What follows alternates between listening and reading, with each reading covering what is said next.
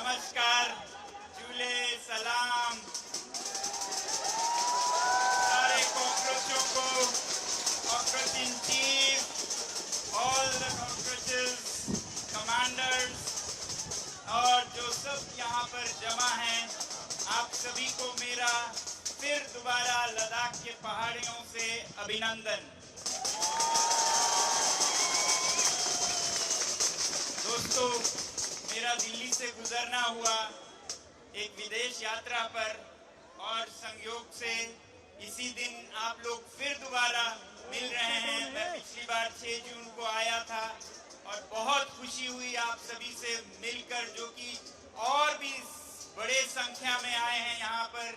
और सबसे बड़ी बात, बहुत ही सुव्यवस्थित ढंग से आए हैं, बहुत अच्छे सलीके से, तरीके से। आज कुछ कहें तो सुन भी सकते हैं, ऐसा लग रहा है। सुन सकते हैं आप मेरी बात? बहुत बहुत बहुत खूब। तो मैं अपना परिचय दूं तो आप में से बहुत लोग मुझे जानते हैं। मैं सोनम वांगचुक हूँ, लद्दाख से आता हूँ। मगर उससे भी ज्यादा मैं कहना चाहूँगा, मेरी जिंदगी क्या रही है। मैं अपनी जिंदगी को संक्षेप में अगर कहूँ तो शिक्षा और पर्यावरण हमेशा से मेरे मुद्दे रहे हैं, क्योंकि यही हमें अंधकार से उजाले की तरफ ले जा सकता है। तमसो मां ज्योतिर्गमया विद्योर्मा अमृतम गमया। तो शिक्षा मेरा हमेशा मुद्दा रहा है, क्योंकि हमारे लिए बिना ज्ञान के हम अंधकार में अंधों की तरह होंगे। और दूसरा, पर्यावरण, हमारे पृथ्वी का पर्यावरण संतुलन, हमारे सांस लेने की हवा, पीने का पानी, ये स्वच्छ हो तभी हमारी शिक्षा भी काम आएगी। वो आने वाले पीढ़ियों के लिए कैसे सुनिश्चित करे, ये मेरा मुद्दा दूसरा रहा है। शिक्षा और पर्यावरण मेरा मुद्दा रहा है और सत्य और अहिंसा मेरा रास्ता रहा है, जिस पे आप सब भी चल रहे हैं। आप सभी को बधाई कि आज आप अहिंसा के रास्ते पे बहुत ही शांति से फूलों के साथ आगे बढ़ रहे हैं। तो उसका मैं अभिनंदन करता हूं आप सभी को। ये हमारा रास्ता हो, मेरा रहा है हमेशा से। सत्य पर चलें, सच पनपे और झूठ दबे, ना कि उसका उल्टा। उसी तरह हमेशा कहता आया हूं, इस रास्ते पर चलते हुए इंसाफ हमारी मंजिल है, इंसाफ हमारी मंजिल है। हर एक को इंसाफ मिले, शिक्षा के द्वारा न्याय मिले सभी को, ये हमारे मंजिल है। तो आज मुझे यहाँ आकर आप लोगों से फिर दोबारा मिलकर ये बताने में बहुत खुशी हो रही है। मैं ये आप सभी कॉकरोचों को बोल रहा हूँ, आप सबका अभिनंदन। और आपके जो कॉकरोचों के माता पिता, जो कि कॉकरोच ही हुए, कॉकरोचों के माता पिता हैं, तो सारे माता पिताओं को अभिनंदन करना चाहूँगा। और यहाँ पर जो पुलिसकर्मी हैं, हिफाजती दस्ते हैं, सिक्योरिटी पर्सनल्स हैं, अफसर हैं, उन सब को भी मैं अभिनंदन करना चाहूँगा, क्योंकि उनके भी बच्चे हैं आप ही की तरह विद्यालयों में, परीक्षाओं में चक्कर खा रहे हैं।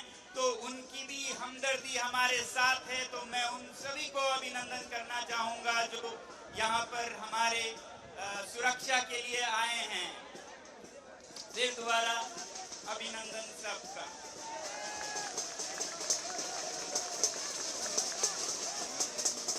तो जैसा हमने देखा है, मैंने पहले भी कहा है कि शिक्षा की हालत अच्छी नहीं है।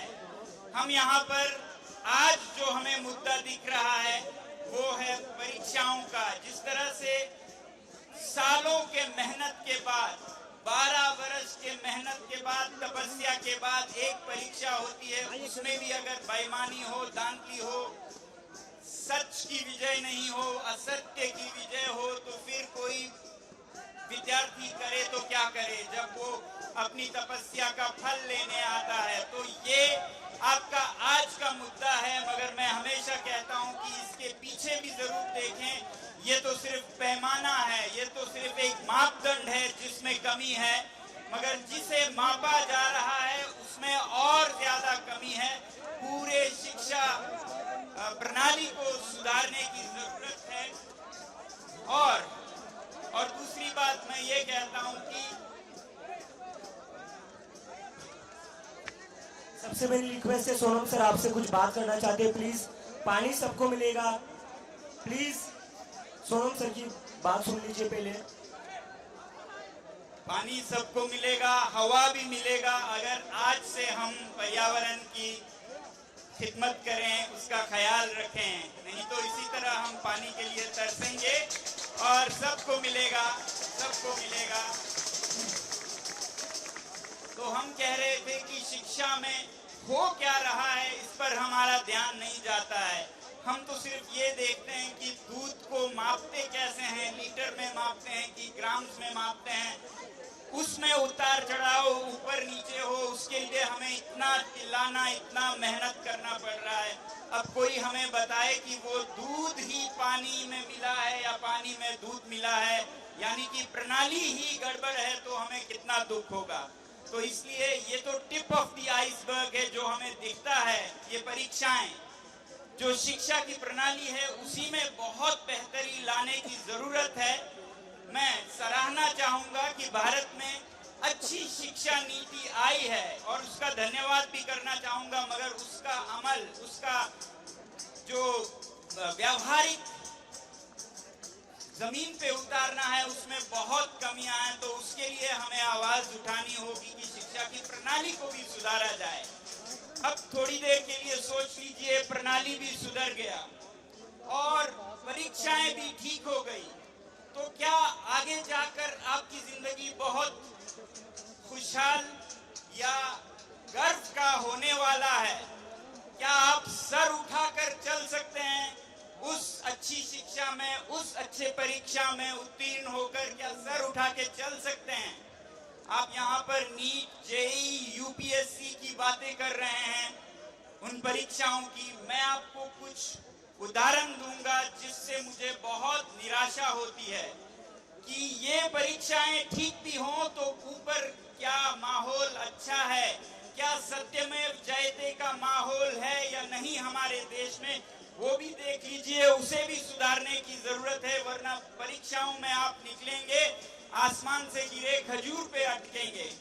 मैंने पिछले 1 साल में क्या देखा है, नीट, जेईई, डॉक्टर्स, इंजीनियर्स। अब एक संक्षिप्त में बताऊं तो जो सिविल सर्विसेज है उसका अगर लें तो मैंने तो ये देखा है कि जो बच्चे, जो युवक युवतियां इतने अरमानों के साथ, इतने सपनों के साथ परीक्षाएं उत्तीर्ण होकर आगे जाते हैं, तो उनकी हालत क्या होती है, जो कि आपकी भी हालत होने वाली है अगर आप इस पर भी ध्यान नहीं देते हैं। तो इंजीनियर्स, डॉक्टर का आप देख लीजिएगा। मैं आपको सिविल सर्विसेज का बताता हूं। मैंने पिछले साल में एक होनहार, बहुत ही सज्जन युवक को आईपीएस बनते देखा है। आईपीएस, पुलिस के बड़े अफसर होंगे, और मुझे पूरा मालूम है कि उनके आंखों में कितने सपने रहे होंगे, उनके माता पिता के कितने सपने रहे होंगे कि अब ये देश की सेवा करेगा। आपको पता है आज के इस हालात में उनसे क्या कराया जाता है? देश की सेवा नहीं, देश को ही बर्बाद करने के काम पे उन्हें लगाया जाता है। मैं आपको बताता हूं कैसे। जब 8 महीने पहले मुझे जेल भेजा गया ये कहकर कि मैं एंटी नेशनल हूं, तो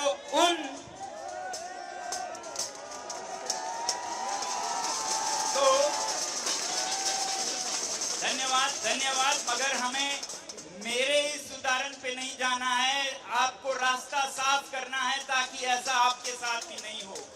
तो मुझ पे जिसने हमेशा देश की सेवा की है, शिक्षा, पर्यावरण के जरिए, उस पर एंटी नेशनल होने के इल्जाम, एलिगेशन, फेक लगाने के लिए उस आईपीएस ऑफिसर के सर पर बंदूक रखा जाता है कि तुम ये लिखोगे और साइन करोगे।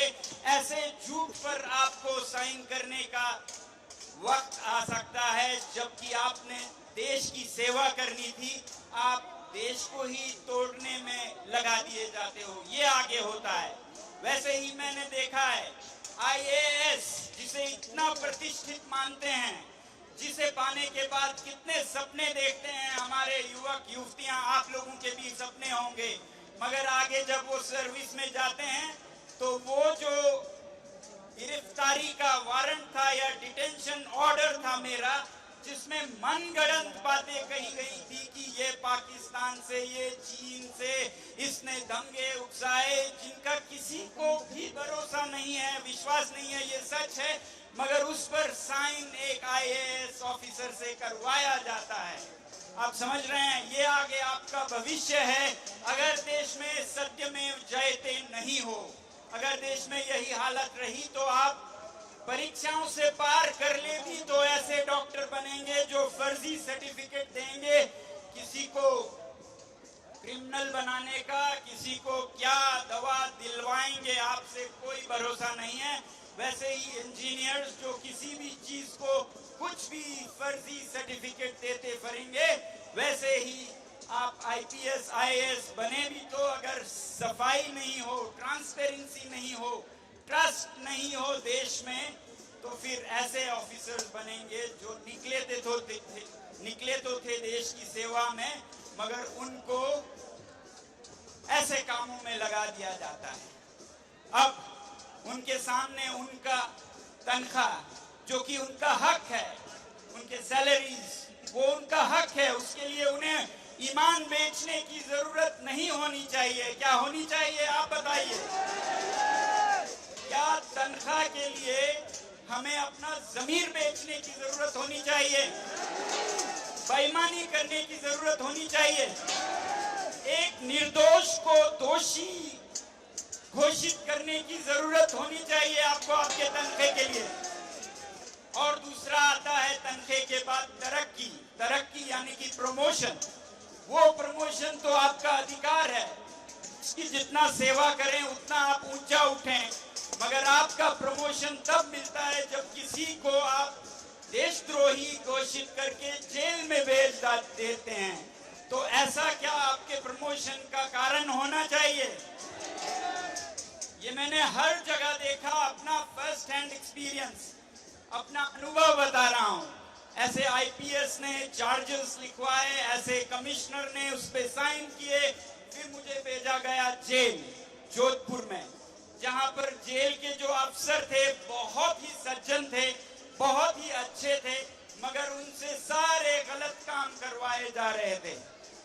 उनसे इंसाफ को रोकने का काम करवाया जा रहा था, restriction of justice and evidences, जो कि अनैतिक है। किसी कैदी को आजाद ना हो उसके विपरीत आपसे काम करवाया जाए। क्या आप इसके लिए ये परीक्षाएं दे रहे हैं? क्या आप बेईमानी पे चलने के लिए ये परीक्षाएं दे रहे हैं? और जो महीने के कुछ पैसों के लिए या किसी प्रमोशन के लिए अपना जमीर बेचते हैं, उन्हें क्या कहेंगे? मुझे नहीं पता क्या कहेंगे, मगर मैं एक बात बताऊं, जमीर, ईमान, आत्मा से बहुत छोटी चीज है शरीर। शरीर बहुत छोटी चीज है। जिन्हें पैसे के लिए शरीर बेचना पड़ता है, उन्हें हम समाज में बहुत नीचा मानते हैं। जब से मैंने ये सरकारी तंत्र देखा है, मेरी तो वैश्याओं के लिए इज्जत बढ़ गई है।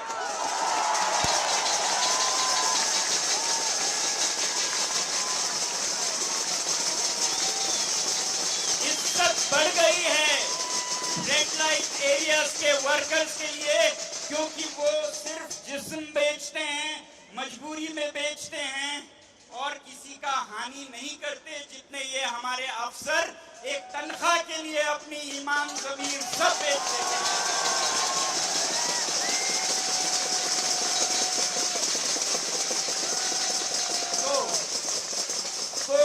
हमें एक ऐसा करियर पाथ चाहिए जिस पे हमें आगे जाकर अपना ईमान, धर्म, जमीर, आत्मा सब बेचना पड़े। क्या आप ऐसे करियर पाथ पे तरक्की करना चाहेंगे?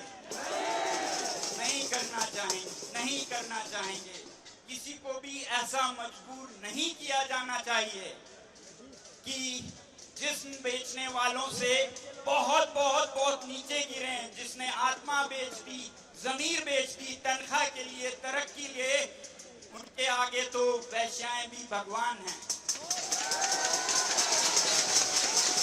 मैं आज आप लोगों से कहना चाहूंगा कि अगर आगे परीक्षाएं आप सफल भी होते हैं तो सच्चाई का साथ न छोड़े। ऐसे अफसर बने, ऐसे डॉक्टर बने, ऐसे इंजीनियर बने जो सच्चाई का हाथ पकड़ कर चलते हों, कभी झूठ के साथ नहीं हो।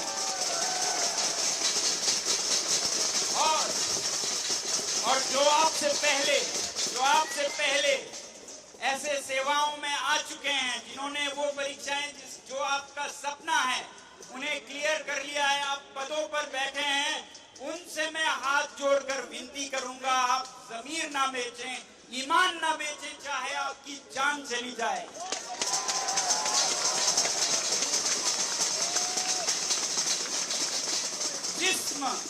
जिस्म चला जाए, शरीर चला जाए तो कोई बड़ी बात नहीं है। आत्मा कपड़े बदलने की तरह पुनर्जन्म लेती है, ऐसा कहते हैं। मगर आत्मा ही अगर बेच लें तो फिर क्या रहेगा आपका? तो इसलिए मैं कहूंगा इन सभी अधिकारियों से कि जब भी आप पर ऐसा दबाव पड़े तो आप साफ इनकार करें, मैं ये नहीं करूंगा, मैं अनैतिक काम नहीं करूंगा।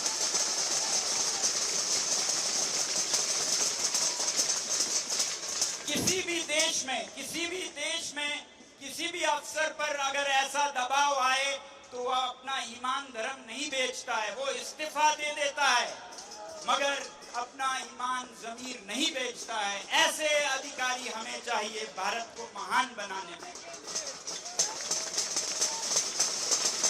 और यहाँ तो हम ऐसे एक मंत्री से जिम्मेदारी की मांग कर रहे हैं जिनसे स्पष्ट साफ गलतियां हुई हैं, उनसे जिम्मेवारी लेने को कह रहे हैं, वो तक जिम्मेवारी नहीं ले रहे हैं। तो अगर हम चाहते हैं कि भारत एक सत्य पर चलने वाला देश, एक महान देश, एक विश्व गुरु देश बने, तो वो सत्य पे मार्ग